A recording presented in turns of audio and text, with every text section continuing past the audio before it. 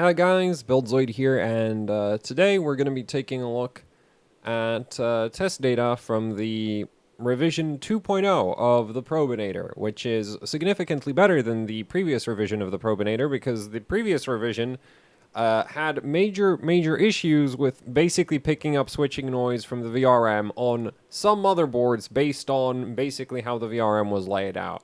The motherboard that was most affected by this was like the Z390 Dark, where after I fixed the new revision basically gives the Z390 Dark for its idle test results, because idle was the most affected for whatever reason.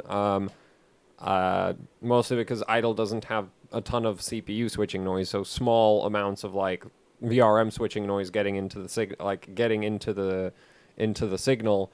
Yeah, that really screws it up. But basically, idle would be is like 30 to 40 millivolts less peak to peak because it's not picking up 30 to 40 millivolts worth of VRM switching noise. So yeah, this new version works a lot better.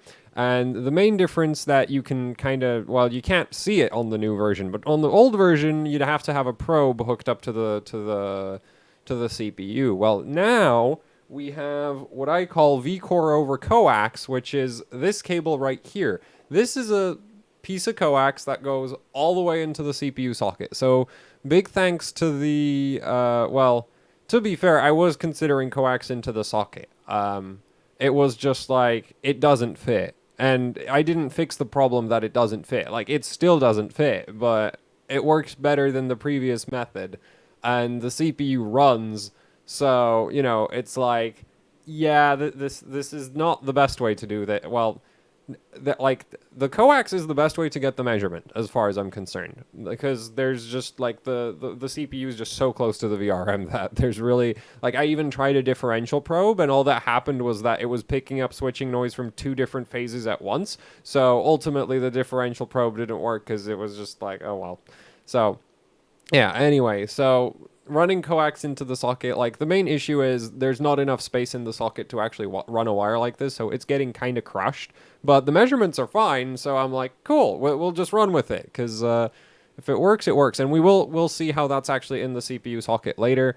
It's super dangerous to CPU sockets. Like, quite frankly, installing the current version of the Probinator 8700 is kind of terrifying, because you just you have this great big piece of wire attached to your CPU. Like, who can't see the problem with that, right? Like, totally not gonna grab, like, that wire's totally not gonna grab on something and then move the CPU in the socket, destroying all of your pins at the same time. So it's an absolute menace to pins everywhere, and installing it. Also, like, getting the actual coax under the socket loading mechanism is one hell of an adventure. So yeah, anyway, we are on the gene right now because I just wanted to show you the test methodology that I'm using with the Probinator. So right now we're set on level 5 LLC, which I've actually now measured is the optimal LLC, though interestingly enough, all the way up to level 6, you will actually see stability gains, because even at level 6, your minimum voltages improve. It's just that at level 6, your peak voltage increases disproportionately to the improvement in minimum voltage. So, you should, like, if you actually care about running the CPU sort of correctly, you should be on like level 5 or 4. I'd say 4 is a bit too droopy, but maybe if you're on a 9900K, that CPU has more cores, therefore it can cause larger transients. That CPU might actually work better at level 4. But level 5 with the 8700K here works the best. So anyway, we're set to 1.4 volts vCore. Right, you saw the VRM settings right there. So I've just disabled all the various, spread spectrum. This switching frequency is auto. I've not bothered to mess with it yet. We're on level 5 calibration. And then we just have the maxed out current capability, because otherwise it actually current throttles, even with the 8700K. So yeah, that's not fun. And then here's the voltages. I use same voltages across all motherboards. Yeah, let's get into Windows.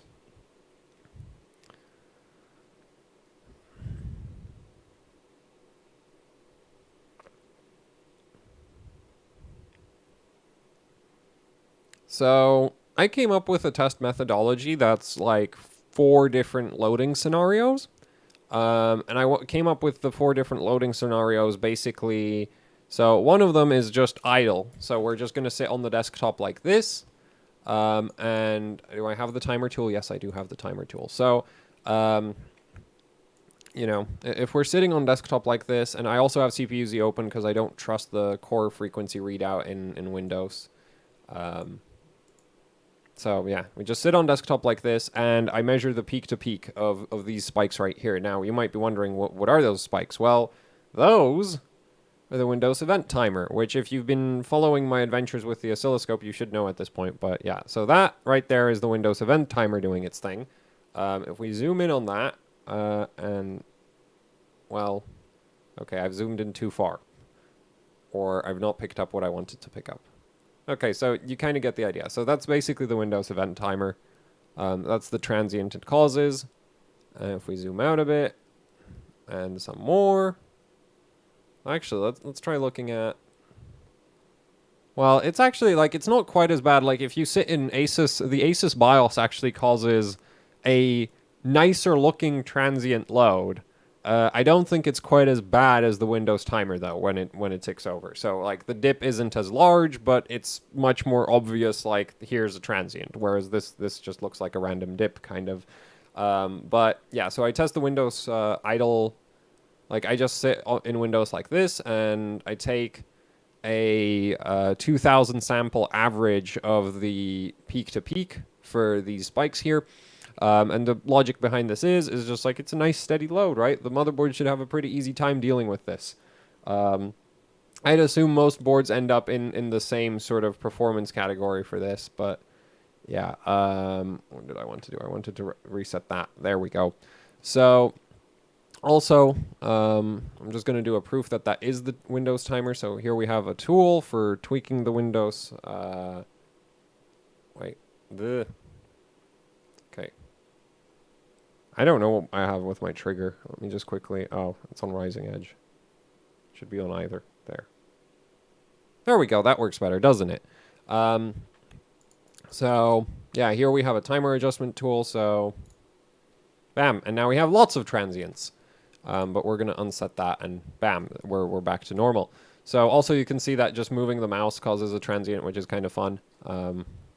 Moving Windows is actually about as heavy as moving the mouse. So this is one thing where, you know, I just sit on Windows desktop with this open for 2,000 samples, and then I take the minimum reading, the maximum reading, well, average maximum, average minimum, average. So like the average voltage right here, which is actually kind of like, this is the voltage you'd be seeing in most of your software monitoring tools. Like right now, CPU-Z is reading 1.403. So the scope is, you know, disagreeing with that by 10 millivolts. But that's also because I'm measuring on the outer edge of the CPU's substrate instead of right behind like the CPU core. So you get some voltage measurement reading differences in that because, yeah, the substrate is very thin and flimsy, and as such, it doesn't really have a, like, it has a pretty high resistance to it. It seems to be somewhere in the order of like 0.7 milliohms or something. Something like that seems to be how much resistance the substrate has. It might be closer to 0.5 milliohms, but yeah, like the thing is, when you run 100 amps into that, you get 50 millivolts of like voltage drop from where I'm measuring to the core itself. And well, an 8700K can pull significantly more than 100 amps. Anyway, so yeah, this is one of the load scenarios, is just like how much peak to peak do we get at idle. It's not really a super important scenario because ultimately you're very unlikely to crash because of this. And it's really not that, like, yeah, I don't consider it a priority. It's just kind of like interesting for comparison points between motherboards. So the main thing I test with is a Prime 95. And here again, I test a sort of a steady load, which is 16K Prime 95 small FFTs. Well, it's, yeah, 16K FFT size, and I set both of them to the same thing because otherwise it load cycles more than if you just set them to the same thing. You fire that off and you get something that looks like that. So a lot of this is just a horrible mess, but the spikes are again the Windows timer. doing Windows timer things. So we zoom in on one of those. Because the thing is, actually, most loads, even like starting or ending, they don't really do a whole lot. So yeah, you can basically see that the CPU decides somewhere like here the Windows timer ticks over, so Prime 95 temporarily stalls out.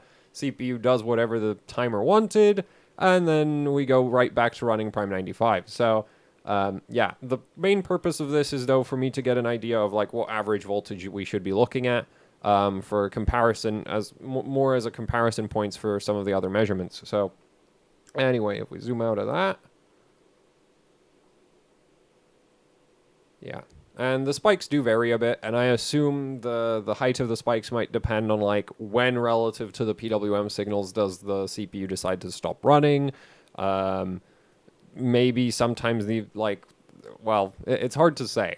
So some of it might be like the, you know, when the transient occurs relative to the PWM of the motherboard. Some of it might be just like, I don't know, sometimes it stops for longer or something. So it's really hard to say what exactly causes the variance in them, but yeah, they do vary a bit. And again, you know, I'd be just sitting at 10 milliseconds. I wouldn't actually have it triggered, so I just have it rolling. So I have it sitting 10 milliseconds per division, and I just take the average peak to peak, average min voltage, average max voltage, that kind of thing. So, you know, nice and simple, in my opinion. And I just want to, just comparing my results. Okay, they haven't changed. Good. I'm like, wait. So, I mean, they shouldn't change, right? Like, I mean, I haven't touched anything in the setup. So, yeah, so that's small FFTs. And then the test that I actually really care about if the motherboard can do, like where I really care about the performance with is, or more like what I use as the primary performance metric is 128K FFT size. Because this seems to basically be the equivalent of the CPU screaming gibberish at the VRM, and the VRM not being able to deal with it. And I broke Prime 95. There's a bug on this on this Windows install where if you hit enter on the stop all threads, it won't let you start another test. I don't know how that works, but that's a thing. So we're just gonna restart it and do that over. Yeah, 128K is really, like, it causes by far the highest peak to peak values, and it's nice and convenient. It's very easy to run compared to some of the other stuff. Also, why is this taking so long to restart? I'm just gonna hit reset.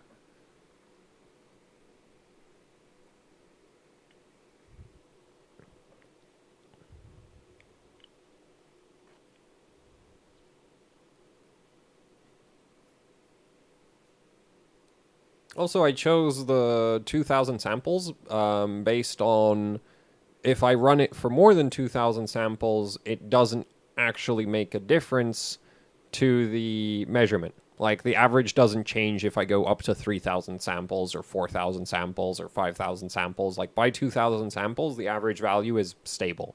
So, yeah. Anyway, let's get Prime 95 again.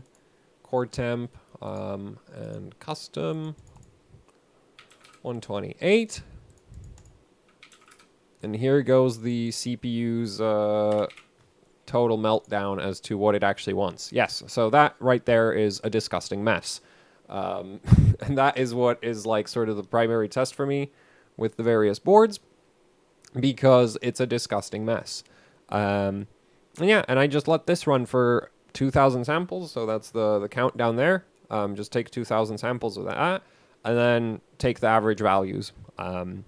Because that way it avoids, you know, like, it's really, because the thing is like, if I was like, hey, I want to take one, like, the highest peak to peak measured, then it's like, well, what if measuring for the next hour would give me a slightly higher value than the current measurement? So yeah, I just decided to go with average because that seems like the most reasonable way to not accidentally get, you know, measurements where it like really favors one motherboard for reasons outside of the motherboard's control. So yeah, anyway, I do want to zoom in on this a bit just to show you what it kind of looks like, and we'll put this at the top of that. Up. And yeah, it's really just kind of a, oh, so I think this might be a Windows timer event, some of them. But for whatever reason, like we saw, like I ran into this with an engineering sample 16 core from AMD as well. Small FFTs would have the same sort of like you'd get the event timer spikes, but for whatever reason, if you ran a higher FFT size, those same event timer spikes would get taller. So yeah, it's kind of interesting how that works. But so let's see if I can set that even higher. Oh yeah, yeah, I can definitely set that even up.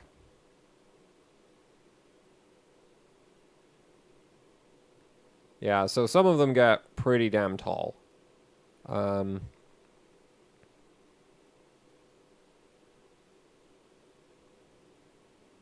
But zoom out a bit. So yeah, that's what that looks like. I think the tallest spikes in there are definitely still the Windows, probably the Windows event timer. The rest of it is actually Prime 95 just doing Prime 95 things. So yeah, and I would run that at 10 milliseconds. Now the downside to running with a relatively large timescale is that I do have less samples to work with, so that can kind of distort the waveform a bit. So like right now it's saying, because I don't think, well, the other thing is like you get minimums from, like you get a lower minimum if you're comparing against, like if I just go for the highest possible peak, it's very possible that that highest possible peak doesn't have the lowest minimum, but the lowest minimum doesn't have the highest peak, right? So that's something to consider, which is also why our peak-to-peak value right now is higher than if I was looking at any one spike, because any one spike might be just 150 millivolts, but some of them are shifted down a bit. And so as a sort of like indicator of stability,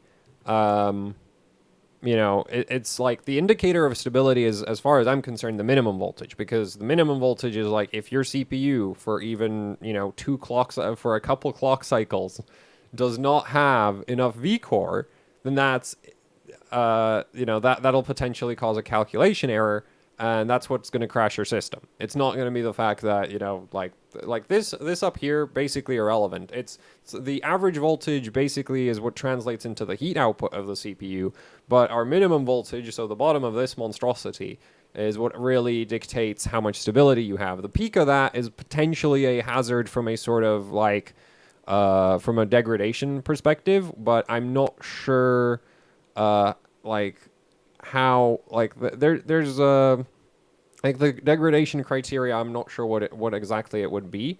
So like I'm not sure at what voltage what effects are a concern. Also, like for example, electromigration is current driven. So having a really high voltage doesn't necessarily mean you're going to have a ton of electromigration, but it can lead to, you know, oxide breakdown, where it'll just, like, if you just apply too much voltage, it'll just break down parts of the chip by having too much voltage. Not even necessarily due to the current, but I'm not sure where those limits lie for the 14 nanometer process, and so I'm not going to make a statement about how safe the max voltage reading is. I'm mostly just going to focus on, like, look, if you run more LLC, your minimum voltage is not going to improve, or it's going to improve very little, and your average voltage is going to go way up. So the CPU is going to run very, very hot, but your minimum voltage is actually not going to be any better than if you just ran, you know, a lower LLC setting, which is kind of like what would really affect the stability. So anyway, let's stop 128K, because I also test 192K, and that's just because 192K is basically almost as noisy as a 128K, but it's not quite so heavy. So it can have some interesting effects, because the average voltage can sometimes be like, on low LLCs the average voltage gets higher, on high LLCs the average voltage gets lower, and so it can actually end up with lower minimum voltages than 128K just because the average voltage is lower. So when you get when you get the voltage dropping, the voltage drop starts at a lower point and it drops further, and if it drops the same amount it ends up at a lower end point. So yeah, I do use this as well because it's a slightly different load. So there, and that's what 192K looks like. It's really, really similar, like pretty similar peak to peak, but the average voltage is a bit lower. Also, you know, somebody might be like, so how does this compare to like software voltage readings? So let's pull up CPU-Z. This being an ASUS motherboard, the CPU-Z reading here is not from the Super I/O. This is from, well, no, it's from the Super I/O, which is generally really inaccurate. But ASUS motherboards actually use a op-amp in between the an op-amp that connects to the V-Sense lines. Then that connects to the Super I/O as well. And basically that gives the Super I/O the ability to check the V-Sense lines from the actual die of the CPU. So this, like on ASUS motherboards, this reading right here is pretty accurate. You're still restricted by the fact that the Super I/O has, I think, 12 millivolts of voltage resolution. So, you know, that's still a problem. But yeah, according to our Super I/O, our voltage right now is 1.323 volts. But we're getting minimums at my voltage read point of like 1.29 on average. So yeah, this is the thing, is just like the software voltage readings don't really tell you anything. And also we have a maximum peak, like we have a peak voltage of about 1.45. So yeah. And then of course the fact that my average voltage is 50 millivolts higher than the Super I/O voltage, that's basically because we are running I'd say close to 100 amps into the CPU right now. This is not quite as heavy as small FFTs. So actually this is nowhere near as heavy as small FFTs. You can see the temperatures, right? Small FFT, well, 16K FFT size was in the 70s. This is in the 50s. So yeah, this is a relatively cool test. Also, liquid metal is amazing. So yeah, that kind of covers the test methodology, because I'd also just run this for 2,000 samples, and then I just record all of the values and go like, great, this is like, you know, whichever motherboard has the lowest peak to peak for the highest average voltage, well, no, highest minimum voltage for the highest average voltage is a winner, because that means there's very difference, because the thing is, the average voltage dictates how much heat output you get from the CPU. So obviously having a lower average voltage, but a higher minimum, so higher minimum means more stability. Lower average voltage means less heat output, which means more stability, because CPU stability is actually sort of temperature dependent. So if you have lower operating temperatures, you get better overclocking range. So yay, that's great. And I don't really focus on the maximums, because I don't actually know if because I have some measurements where the maximum is hitting 1.6 volts. I don't know that that'll kill the CPU. I don't know if it'll kill the CPU today or if it'll kill it in the next 6 years, right? Like that's kind of the thing. So I can't really make a comment on the max voltage other than like, yeah, it's pretty high. I don't know what else to tell you about it, right? Like I can't arbitrarily draw a line of like, hey, more max voltage than this is dangerous, because I just don't know. So that's kind of the thing here. So anyway, I'm going to stop this and actually show you what the Probinator looks like, and then we're finally going to take a look at the actual results. Because so far I've tested the Gene, and I tested the Dark, which isn't really the world's fairest comparison, because the Gene really isn't meant to be like... Well, the thing is, ASUS put their best Z390 VRM on the Maximus 11 Apex, not on the Gene, and there's some pretty major differences in, say, like how the power plane is laid out on the Apex. The capacitor configuration on the Apex is also slightly different, where it's like the Apex should just absolutely basically the Apex is different enough that I really want to get a chance to test the Apex, because it's not fair to compare the Gene against the Dark, though it is worth noting that the Gene's VRM is the same VRM you would get on a Maximus 11 Extreme, which costs just as much as the Dark. So, you know, if you're looking at a motherboard just to run 2 DIMMs of RAM, and you're comparing an Extreme versus a Dark, then this data is actually kind of... relevant to you, because, well, this is the same VRM you would get on an Extreme. Yeah, the Gene is really not meant to be up against the Dark, because the Gene is not like... The Gene is basically ASUS putting out a... sort of like... because the Apex, Maximus 11 Apex came out really late into the Z390 sort of... say, like... Yeah, it just came really late to Z390. And the thing is just like the Gene was meant to be like the temporary alternative to the Apex, and once the Apex comes out, everybody should just switch over to the Apex for extreme overclocking, because like, yeah, it has some serious advantages. Like, the Gene's VRM in terms of raw efficiency is just fine, but then the Apex does, like, there's power plane differences and capacitor configuration differences, and that's where you get like, that can potentially lead to some major differences in the types of measurements we're looking at here. So, because you'd basically have things like less inductance in the power plane, less resistance in the power plane, and that just means it's much easier to regulate the voltage at the actual CPU. So, yeah. Anyway, let's take a look at how this monstrosity is built, and why it's so dangerous to CPU sockets everywhere. And I just realized I'm gonna have to switch microphones. So, give me a second. Here we go. Yeah, see, this is what I get. Like, I can't even plan videos like this. So, I mean, I assume nobody wants to hear, like, have me tear it down in silence, because you'll probably just be looking at, like, it looks less sketchy than the previous version with the two wires running into it, running to the CPU, but that's only because there's less color to it, so it's more monochrome and therefore looks less concerning in my opinion. But anyway, let's switch mics, see if this works out. And yay, I have sound. Cool, awesome. Actually, this is louder than the other mic. Well, let's see if I can fix that. Oh wait, no. Nah, it seems fine. Okay, so let's tear this down. Power off.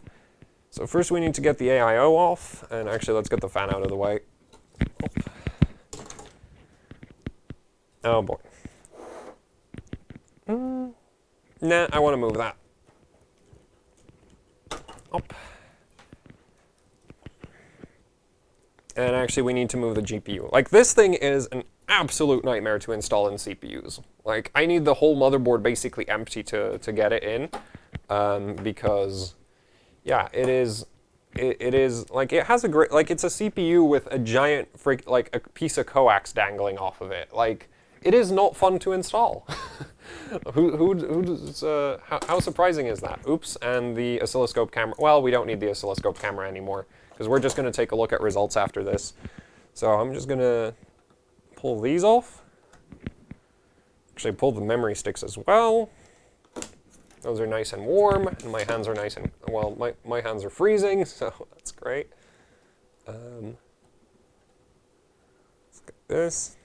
It's kind of intentionally cool in this room for the sake of the 8700K and the 16K FFT test when I test at, like, high LLC settings. Oh boy. Come on, up.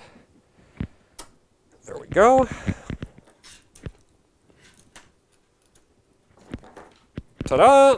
The blue thermal paste is, of course, Kingpin KPX, because I've run out of other good thermal paste at this point. Oops. Hit the mic. Anyway, so yeah, I mean, this doesn't look too bad, except for, like, the CPU's missing a corner, and we can zoom in on that. Up.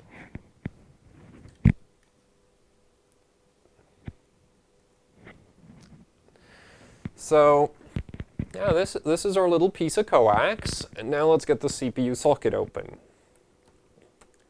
Yeah, so there's basically a piece of tape over there because, well, the soldering is actually pretty tall. So if we remove that, and I think there's a hole in that tape. So, yeah, this is one of the, wait, I can't, I need tweezers. Oh.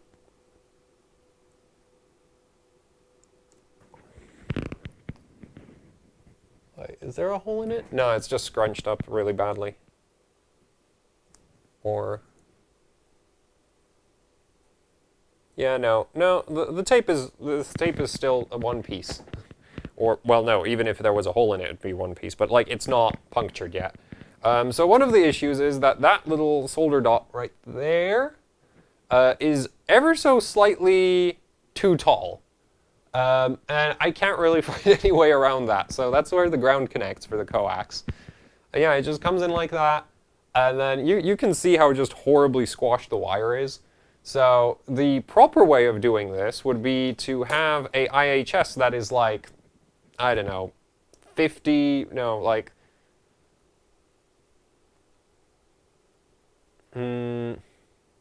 well, taller. Let's just put it that way. Taller and with the same hole so that the coax could, instead of going like under the loading mechanism here and getting squashed against the, like it's getting squashed against the socket plastic and the loading mechanism. Yeah, instead of doing that, ideally, the IHS would be so much taller that you could just run the coax through the loading, like up and over. But if I did that right now, then the AIO doesn't fit. And also, if I had a taller IHS, then I need to find some new AIO mounting hardware, which is just like, yeah, that's...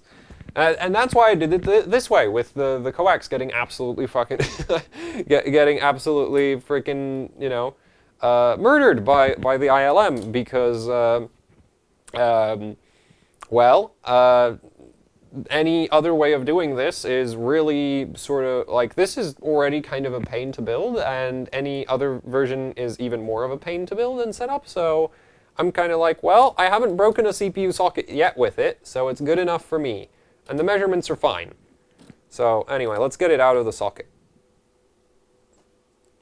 Oh man, I hate this. I absolutely hate this. This is so gonna... So this is the adventure part. Come on. There we go. See, and here's the problem, right? You need to get the CPU out first, like, off to the side so that, yeah, this is absolutely... Why can't I... Oh, there we go. That was fun.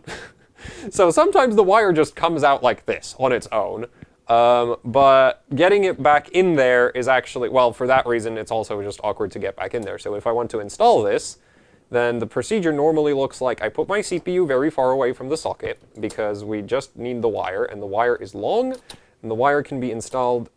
There we go. So we get the wire under the ILM, and we need to pull the wire through, and we need to pull the wire, like, towards the actual sort of, like, straight, otherwise it'll pop back out again. Oh, I've actually gotten quite good at this. Well, when I first built it, this whole procedure I came up with took a lot longer to come up with. That's my defense. So, yeah, I've just gotten good at dealing with this monstrosity. But yeah, you can clearly see why I say it's a menace to socket pins everywhere, because yeah, you can just kind of like tug on the, like, if I tug on this hard enough, it'll just pull the whole CPU. Oh. Come on. Yeah, this is awful.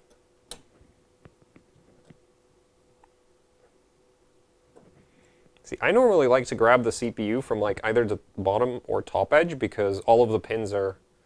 Like, you can do this pretty safely, because all the pins are in the same direction.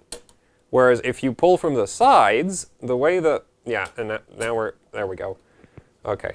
So I'll just get that out of the way there. Put that under the oscilloscope. So yeah, also storing that thing is now a nightmare, because there's like maybe 60 centimeters worth of coax hanging off of it. So yep, that's great. Anyway, that's the jeans socket, right?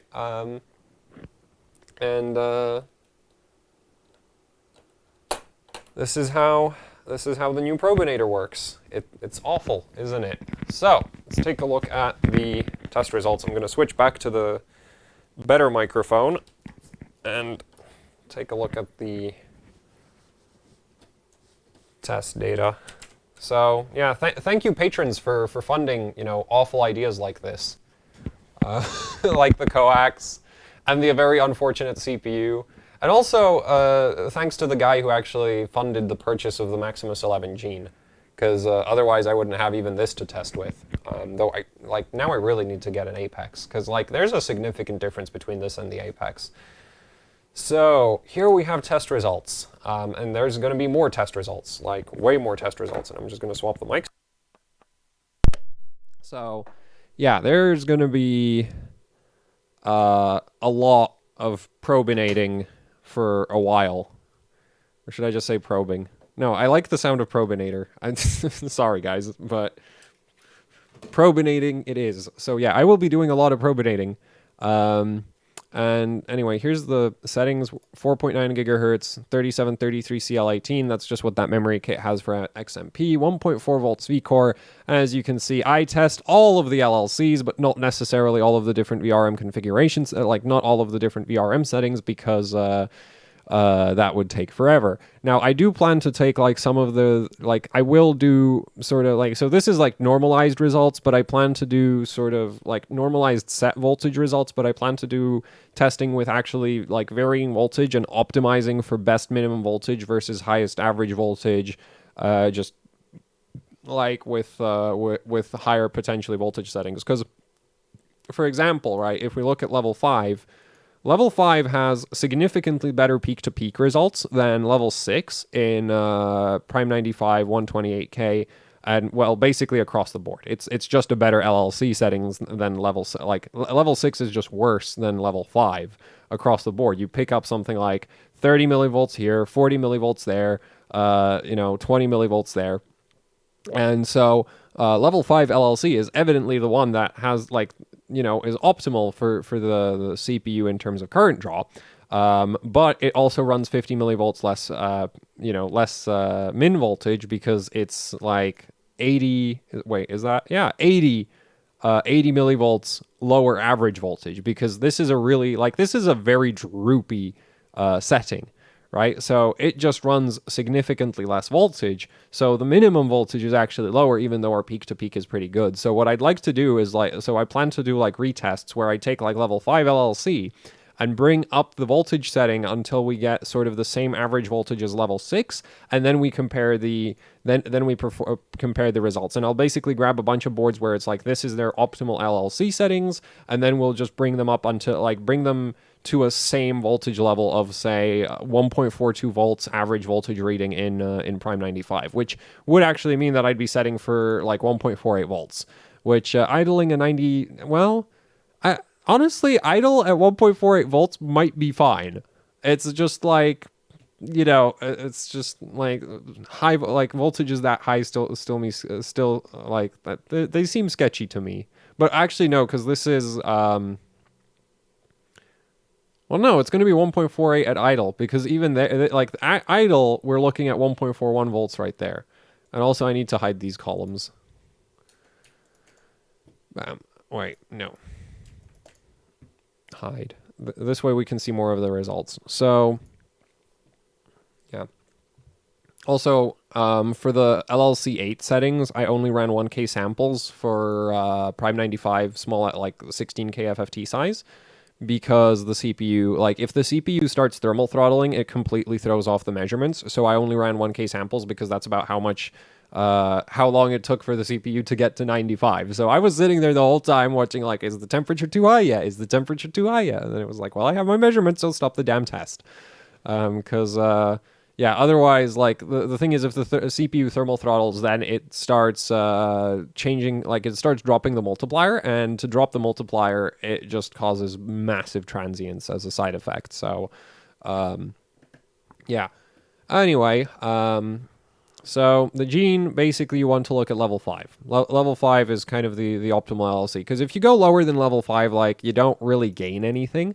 Like, you might be looking at level 1 and be like, oh, but this is another 20 millivolts lower. Yeah, but it's also like a whole 110 millivolts less voltage on average. So at this point, I'd argue a very large chunk of this improvement is not so much because the load line calibration is set correctly, but more because it's just so much less voltage, right? Like, the other thing to keep in mind is that your transients depend on how much current is actually flowing through the VRM. If your flow, like, we can actually do math for this. So this is the fun thing about current voltage. If you increase voltage by, let's just do the math. I'm not going to bother to explain this. I have another video where I explain this, or some video where I mention the effect. Anyway, so if we go 1.36 divided by 1.25, we can see that we have 8% more voltage. So we're also going to have 8% more current. So that would easily potentially translate into the extra transient. So that's kind of the thing, is just like the voltage being low alone will improve your transients because you're pushing less current through the VRM. So when the CPU decides that it wants to stop, there's less current trying to, force its way through the VR. Like, well, basically you have less energy stored up in the inductors, leading to less of an overshoot on load release. Also, once the CPU loads up again, it's not going to load up as hard because the voltage is lower. So that's the thing, right? Like, yeah. So basically, this result being great, I don't necessarily, because the thing is, like, here you see, 30 millivolts down, 5 millivolts improvement, another 30 millivolts down, 9 millivolts improvement, right? And yeah, it's just like, I don't really think there's any good reason to run level 1. Or like level 4, maybe there's an argument to be made for, but level 5 I think is optimal. Level 6, it's on the too high level, but the thing is, most people will actually notice that level 6 is more stable than level 5 in terms of overclocking range, because that is a 50 millivolt improvement in minimum voltage. So like there's a big jump there in terms of your minimums. But yeah, it's it's not a the increase in peak to peak is actually like pretty horrid, right? Because you pick up 50 millivolts minimum voltage, but you pick up another 90 millivolts max voltage. So yeah, it really, like, the VRM is actually having a hard time at this point.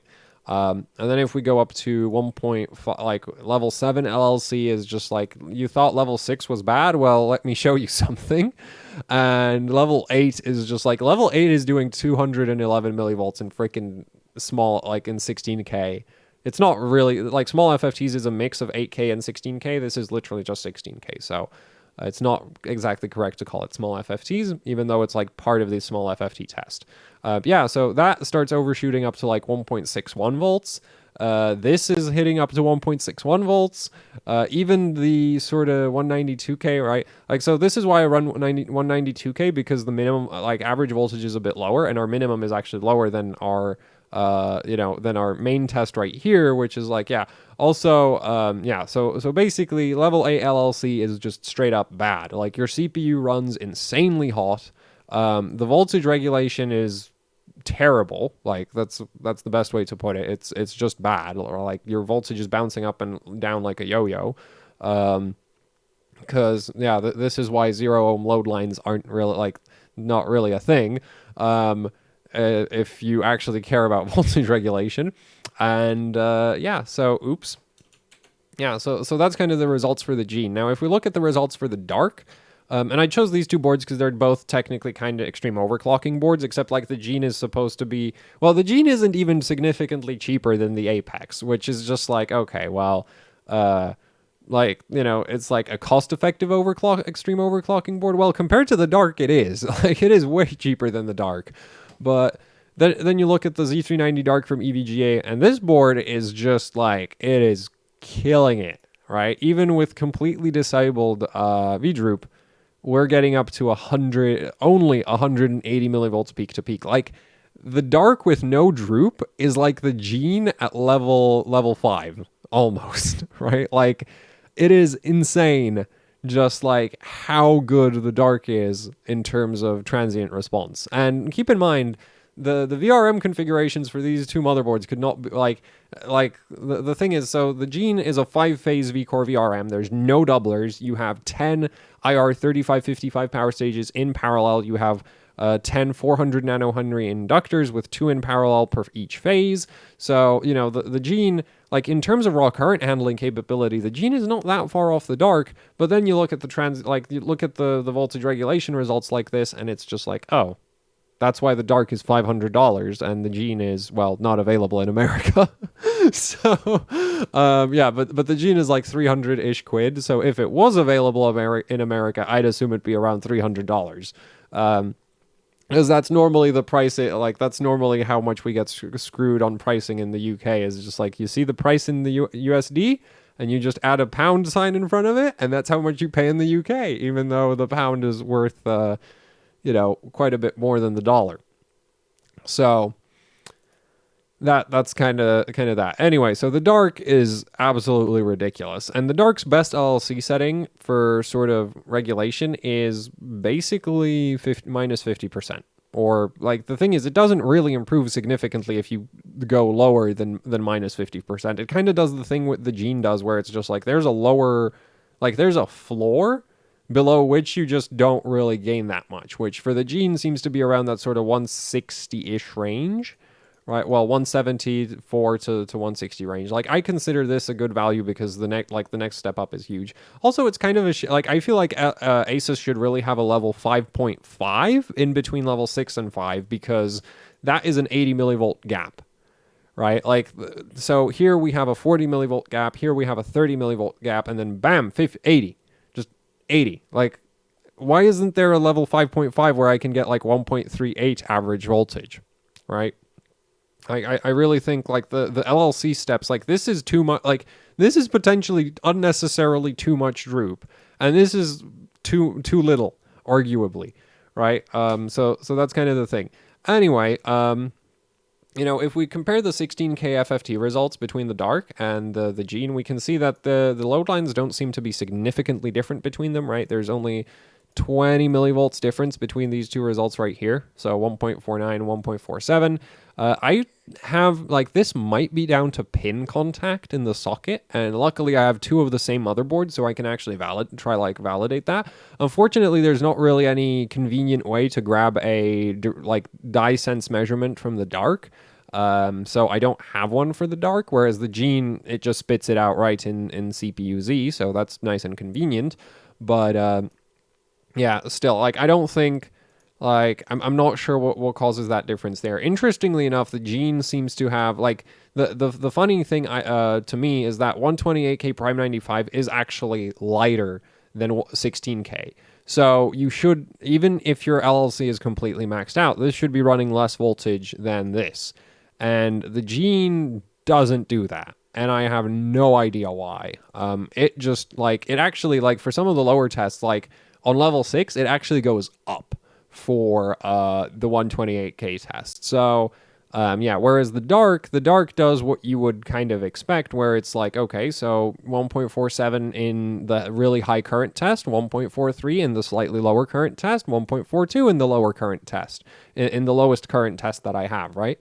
Then, because the thing is like we aren't measuring on the die, so, you know, factoring in the voltage drop across the substrate, this is basically like we can see the effect of the voltage drop across the CPU substrate, basically. Is like, so at high currents you should have more voltage at the point where I'm measuring than at lower currents. But Gene, for whatever reason, just like I assume that 128K test, it just freaks out in it for some reason, because it's consistently 40 milli, like, yeah, it's basically 30 to 40 millivolts higher on the 128K test, at least until you get to level 8 LLC. So I'm not really sure what's up with that. The dark does, well, actually it might be a difference between like AC and DC load lines with the Gene, maybe. Might have to play with that. The Gene has unnecessarily many VRM settings, in my opinion. Like on the dark, you just set your load line and it does what you expect it to do instead of going up and down based on loading. Because this really should be lower. Like, yes, it's much less, it's a far less consistent load, but it should just be lower. Because also a bunch of other motherboards that I've tested do the same thing as the dark, where it's just like the 128K test, it just runs less average voltage, but then there's the Gene, where it boosts it up. So, yeah. Though I guess that kind of might shrink the minimum voltage difference between sort of the 16K and 128K. Because if you look at the dark, right, like minus 25%, you got 40 millivolts difference, 50 millivolts difference, 40 millivolts difference, 60 millivolts difference, and then here we have 70 millivolts difference, where it's like, yeah, like, again, you know, with the dark, you probably should be at minus 50, which generally speaking, minus 50, minus 25% are like the recommended LLC settings for the dark for overclocking. Because past that, you don't really gain stability, and it does run like, it just gets hotter. It does the same thing as the Gene does, where it's just like, yeah, your voltage goes up, and your voltage regulation doesn't really improve significantly, because, well, on the dark, it kind of does. Like, honestly, on the dark, you could probably get away with disabled LLC.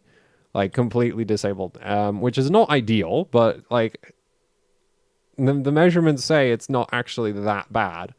So yeah, the Dark's VRM is just like I'm not sure you can do better than this. I'll be like, yeah, as well, at least if like on low droop, I don't think I have a motherboard that's going to do better than the Dark. And I think the like insane performance of the Dark is basically the output filter of the Dark is a pile of tantalum polymer capacitors. So, you know, and they're SMD, so less ESL, less less ESR.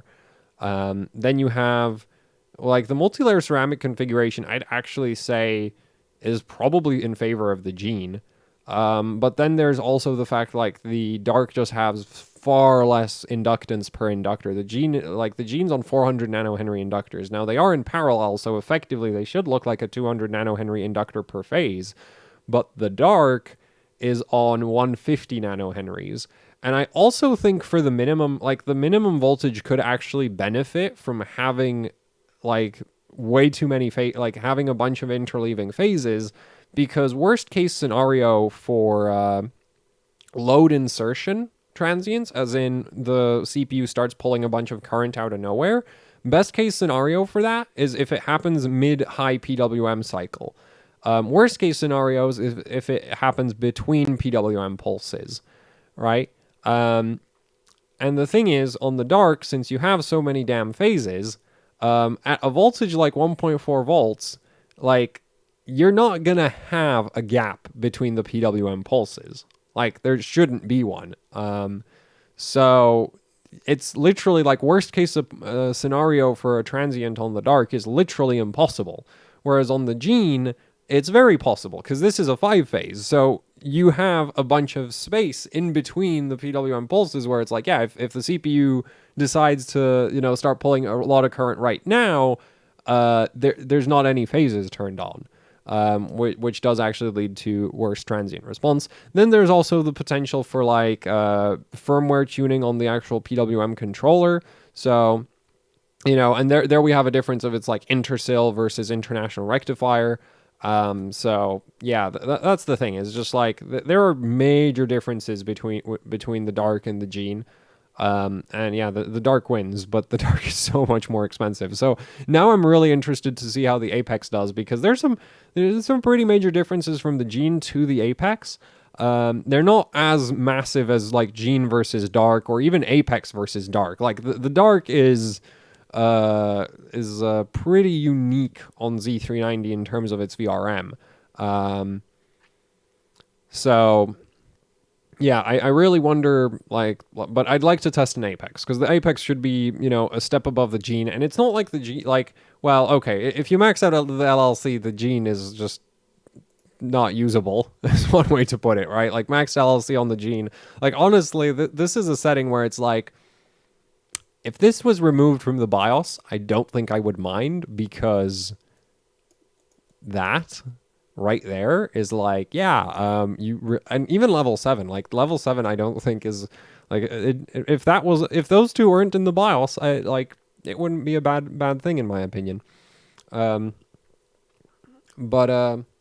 yeah, because it's just terrible, but it's kind of the thing.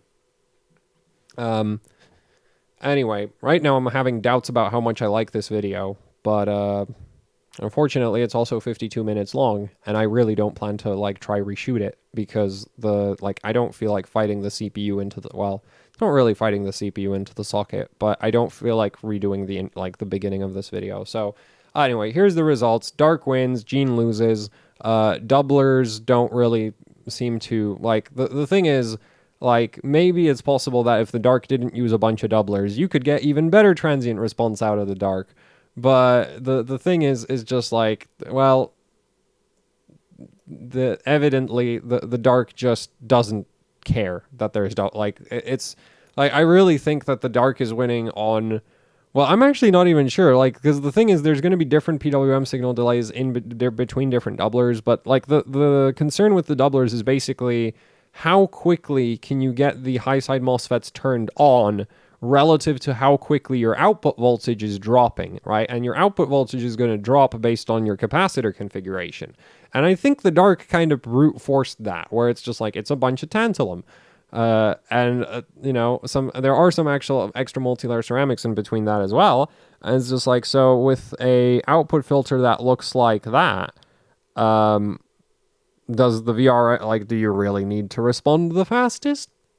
I don't, like, by the looks of things, not really, right? Because the dark's doing absolutely, like, it's doing absolutely great. It'll be interesting to see how some of the other boards compare, but I have my doubts about anything. Well, like, yeah, I just straight up have doubts about anything really having a chance at beating the dark, especially on, like, because the thing is, like, the Phantom Gaming ITX, so on the previous revision of the Probinator, I did a bunch of testing with the Gaming ITX, and the Gaming ITX is actually insanely impressive from, like, level 2 down. It gets some absolutely incredible results. But they're basically, like, the issue that, like, the dark, well, arguably the issue with the dark is, like, you can keep adding droop, and it just doesn't really improve. And in the sort of past testing that I did with the Gaming ITX, from, like, level 3, 4, and 5, well, okay, no, 5 has some weird problems with it, where it actually ends up with more peak-to-peak than the 2 above it, but 2, 3, 4, they get low. Like, they get really low in terms of peak-to-peak values, but their average voltage is also way down, because, like, even level 1 actually has a pretty low average voltage, because ASRock seemingly made the decision, we're just not going to give you an LLC setting that's actually bad. So yeah, I like, this is the next motherboard that's, like, priority for me to retest, along with all of the other ITX boards, which for whatever reason, the Gigabyte one's all the way down here while the other two are up top. But yeah, I want to retest these as soon as possible, because they make up a nice little category of their own, in my opinion, right? Where it's just like, okay, this is all of the ITX boards. Because right now I wanted to test, like, okay, these are the extreme overclocking boards I have. Unfortunately, I don't have any other, like, Z390 extreme overclocking boards.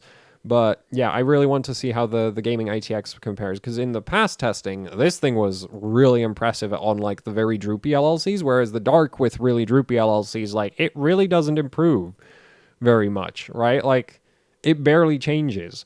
So yeah, I'm kind of wondering, like, maybe the Gaming ITX with, like, tons of droop might be able to edge out the dark for crown of absolute best minimum peak to peak, like, lowest possible peak to peak in best case scenario, right? But at the same time, like, if you're on level 4 with the ASRock Phantom Gaming ITX, like, you'd need to be setting, like, 1.5 plus volts to actually get a reasonable load voltage. So it's just like this isn't really, like, it's a nice academic setting where it's like, look, our peak to peak is great, but you wouldn't actually want to use that LLC anyway. Anyway, I don't have those results up there, so I don't know why I'm talking about that. Like, they're in this tab, but all of that data is invalid because of the, like, the previous version was just like, I don't know, like, with the dark, it was really obvious that it was picking up a ton of switching noise from the VRM.